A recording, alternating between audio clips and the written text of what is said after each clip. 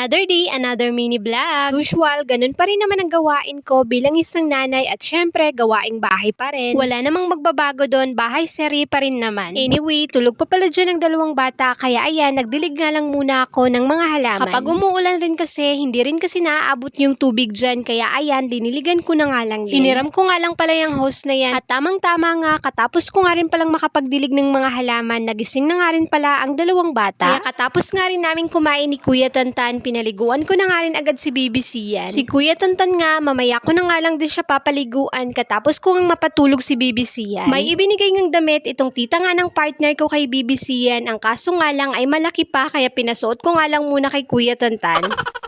Para kahit kumasya na nga rin kay BBC yan, ay naisuot na nga rin ni Kuya Tantan. At tamang-tama nga rin, pagkalapag ko nga dyan kay BBC yan, ay nakatulog na nga rin ang bata at napaliguan ko na nga rin si Kuya Tantan. Tawang-tawa nga ako dyan kay Kuya Tantan dahil gusto nga niyang pabuksan yang in-order ko ngang Unilab Baby Bath para nga sa kanilang dalawa ni BBC yan dahil naubos na nga rin yung ginagamit nilang sabon. At tamang-tama nga rin itong mga mema ko kung mayroon nga kayong anak na sensitive ang skin. Naka-buy one take one nga rin itong mga mema ko kaya kung gusto nyo rin matry yung link, ilalagay ko na lang po sa comment section. Fast forward, katapos nga rin namin kumain ni Kuya Tantan sa aming tanghalian, ayan, at nagugas na nga rin pala ako ng mga pinagkainan namin. Sinisermonan ko nga dyan si Kuya Tantan dahil panay akyat nga sa upuan at baka mahulog pero pinagalitan ko lang naman ng slide.